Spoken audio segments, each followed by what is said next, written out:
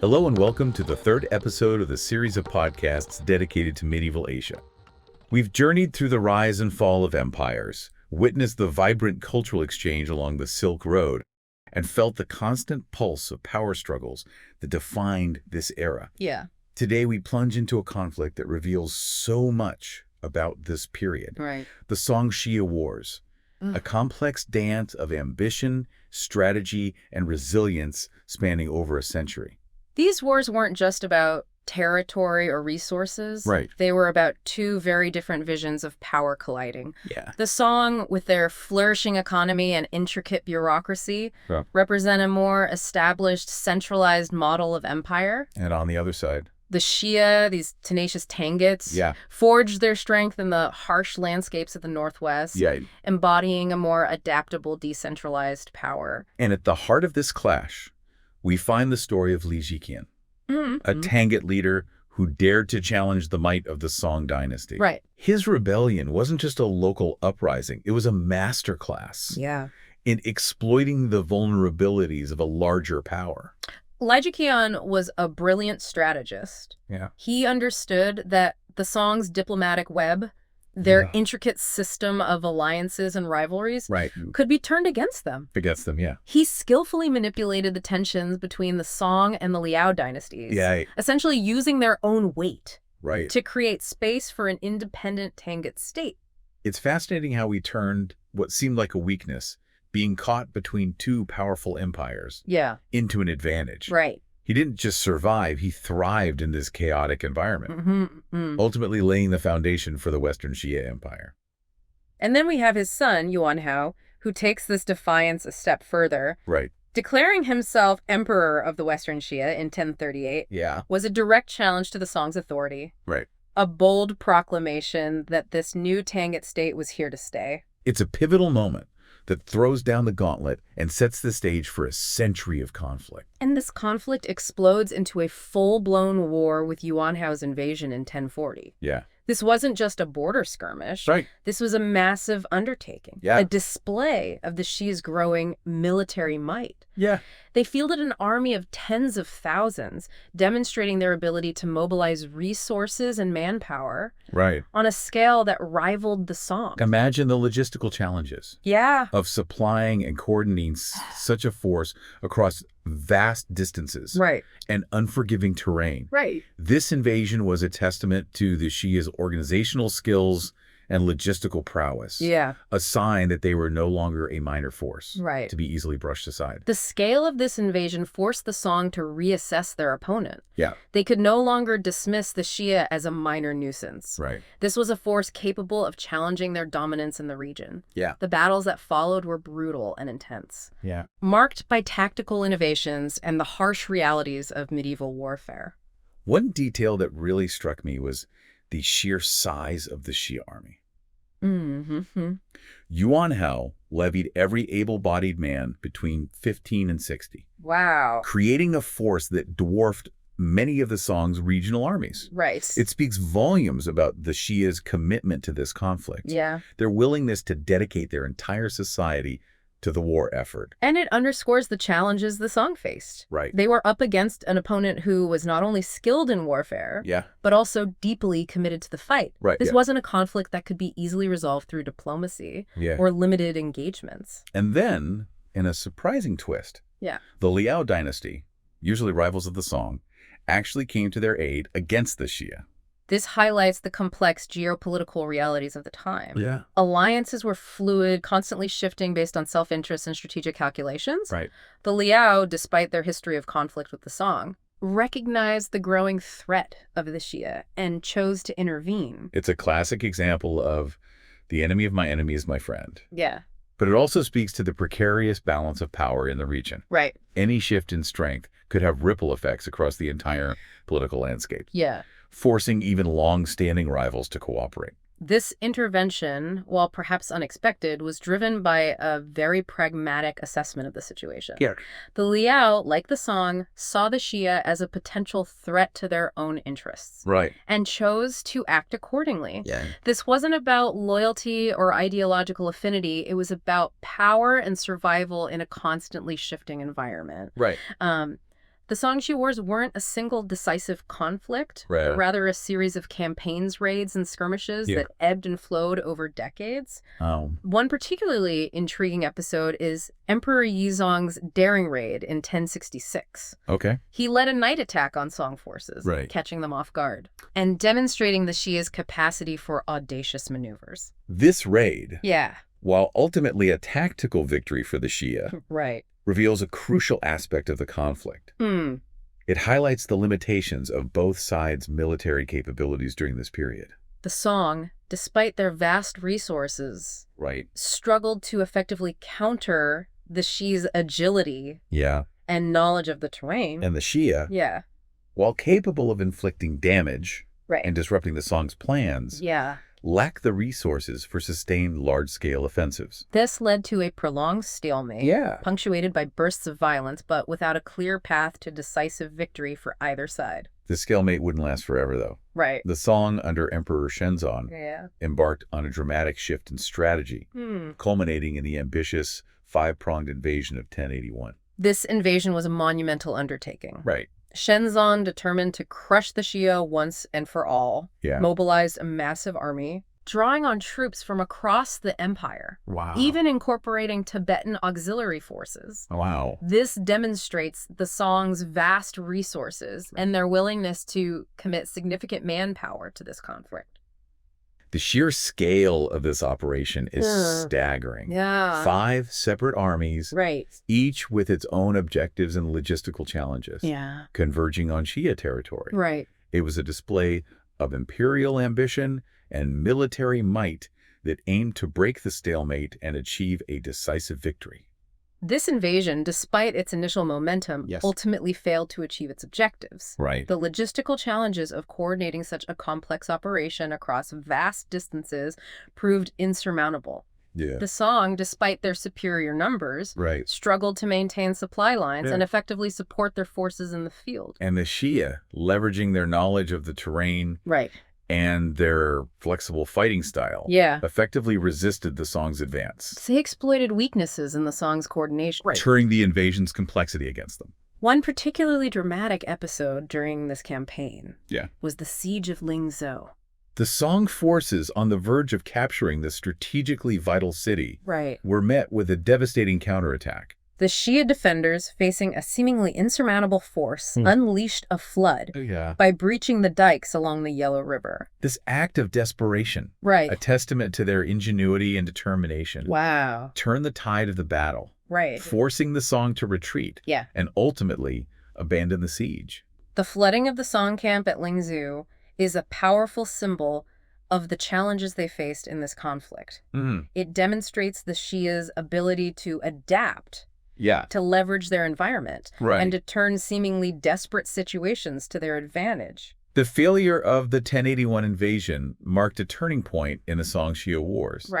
It revealed the limitations of the Song's military might and highlighted the resilience of the Xia. Despite their smaller size and resource base, the Xia had proven their ability to withstand even the most ambitious Song offensives. This setback forced the Song to reassess their approach, leading to a shift in strategy. They moved away from large-scale invasions, recognizing the logistical challenges and the Xia's ability to exploit them. Instead, they adopted a more gradual, methodical approach, known as advance and fortify. This new strategy focused on gradually expanding Song control by establishing fortified positions along the border, pushing into Xia territory step by step. It was a more cautious approach, but one that recognized the realities of the conflict and the need for a sustained long-term effort.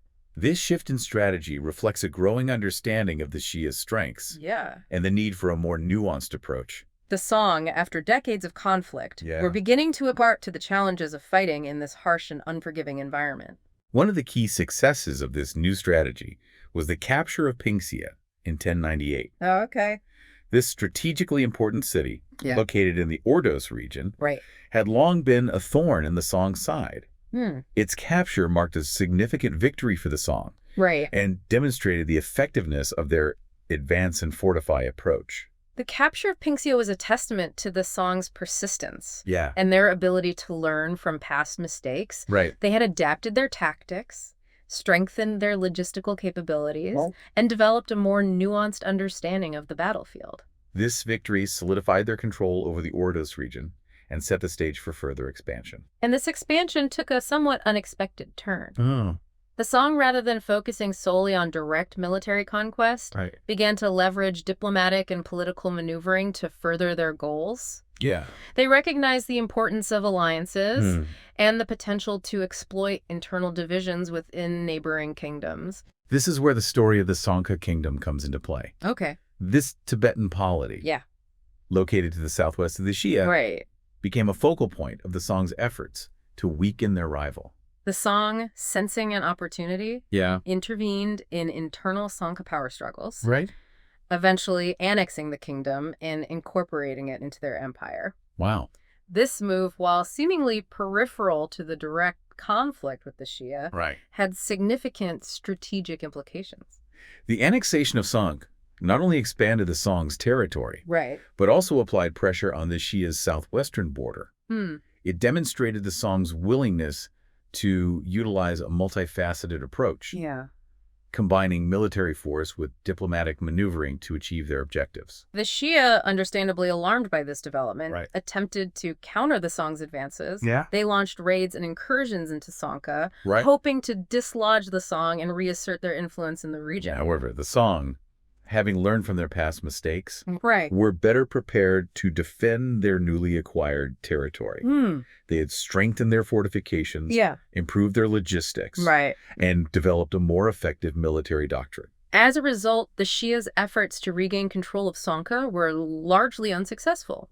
The Song, having adapted to the challenges of the conflict, had effectively shifted the balance of power in the region. Their advance and fortify strategy, coupled with their diplomatic maneuvering, had put them in a stronger position than ever before. This period of Song ascendancy, however, would not last. The Song-Xia Wars, despite the Song's recent successes, were far from over. A new emperor, Huizong, would ascend the Song throne, bringing with him a renewed sense of ambition and a desire for decisive victory.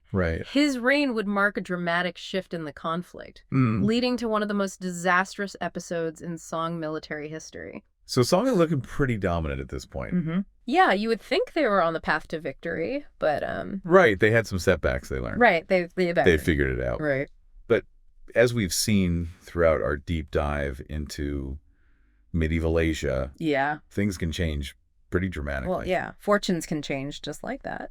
So a new emperor, Huizong, he comes to the throne, and, things are going to change. Things are going to change, Emperor Huizong's reign brought a very stark change in approach. Oh, really? His predecessors, they learned the value of patience. They learned the value of patience and adaptation, Huizong wanted a decisive victory. He wanted it fast. He thought he could just roll right over them, huh? Yeah, he thought the Songs were just inherently superior.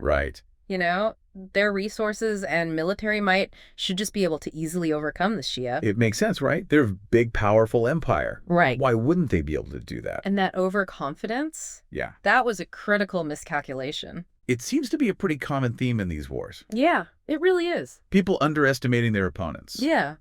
So, Huizong, he was influenced by advisors. Advisors who wanted to please him. They wanted to keep their jobs right. Exactly. And he wanted glory. So they launched this massive invasion in 1113. This was going to be it. The end of the war. It was supposed to be this triumphant culmination. Decades of conflict, finally over. And instead... It all went wrong. Instead, it became one of the most disastrous episodes in Song military history. So what happened? What was different about this invasion? This invasion was driven by a reckless pursuit of that quick victory.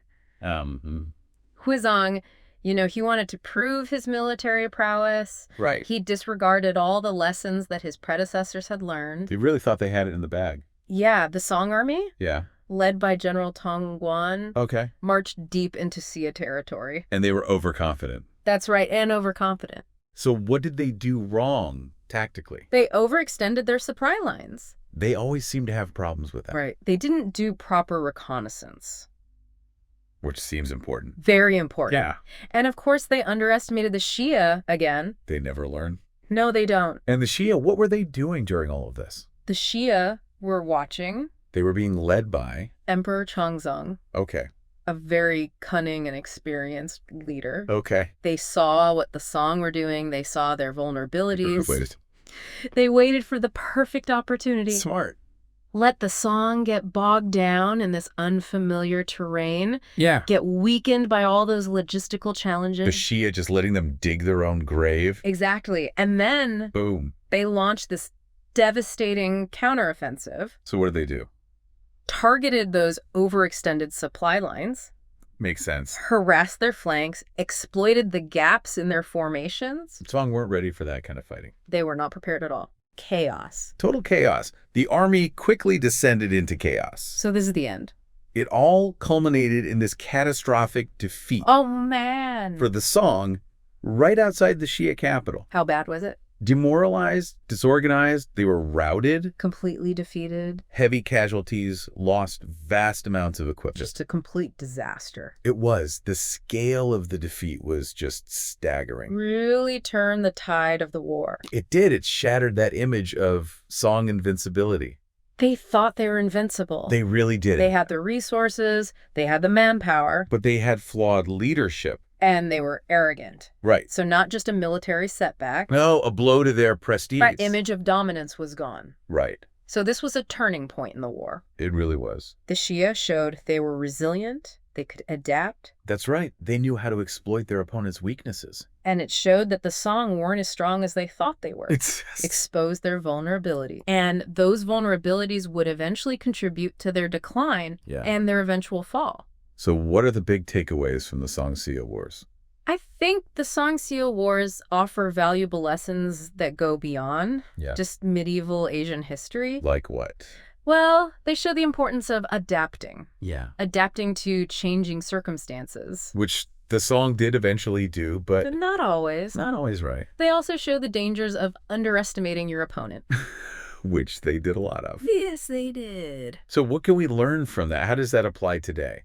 Well, I think it's a reminder that we need to approach challenges with a bit more humility. We should always be learning. Always be learning. Always be adapting. Don't get complacent. Exactly. And the Xia, they were the underdogs. They were. They were tenacious. They adapted. They adapted. They exploited those weaknesses. And they showed that even a smaller power can resist. That's right. They can withstand the might of a larger empire. Great story of resilience, of strategic brilliance. Determination. Yeah. Never giving up. That's a great lesson. Yeah, it is. So we've covered a lot of ground in this deep dive into the Song-Xia Wars. Yeah, a lot of ground. But I think we've shown that it's a really important conflict to study. It really is. It shows the dynamics of power, the complexities of warfare. The human capacity for ambition. Resilience. Right, all of it. We hope you enjoyed this deep dive. Yeah. If you want to learn more. Which we encourage you to do. Absolutely. We've got a ton of resources linked in the show notes. Yep. Please share your thoughts, any questions you might have. Your insights. And of course, be sure to subscribe so you don't miss our future deep dives. We'll be back with more fascinating stories from history. Thanks for listening.